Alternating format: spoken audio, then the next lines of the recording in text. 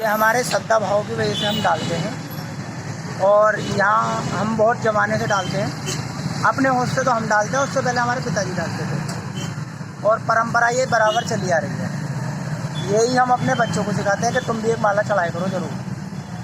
तो ये नहीं सोचते कि ये मुसलमानों का नहीं है? नहीं, इससे कोई मतलब नहीं हमारा इससे कोई मतलब नहीं, धर्म मजहब से कोई मतलब नहीं, क्या हिंदू हो मुसलमान हो कोई भी हो, हमें जो अपना काम करना है वो हमें करना है। जो देश में जो मुसलमानों के प्रति नफरत का माहौल वो है, गलत है। वो ये सब अपने चंद नेता जो है राजनीति की रोटी सेक रहा है। कोई भी ऐसा नेता नहीं है जो इस बारे में कहे।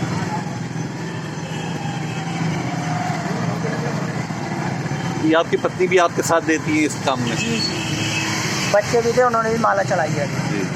अभी दुलदुल निकला है, उसमें माला चढ़ाई है। उसे भी हमने यही बताया कि बेटा इसमें माला चढ़ाओ।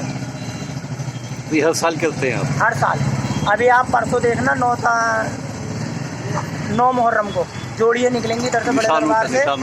हाँ, जो जोड़ियाँ निकलेंगी बड़े दरबार से, उसमें हर जोड़ी पे माला चढ़ाएंगे। और 5-6 साल पहले हमने माला नहीं चढ़ाई थी, तो हमने एक अपने रूप में जो है चाय बांटी थी। अच्छा। प्रसाद रूप में चाय बांटी थी कि भाई हमारा मन करा तो हमने कहा चलो चाय बांट दो। तो जो भी चाय पी के गया था वो कह रहे भाई आपने चाय बहुत बढ़िया बनाई, प्रसाद बहुत बढ़िया था। हमारी भाषा में, उनकी भाषा में न्याज।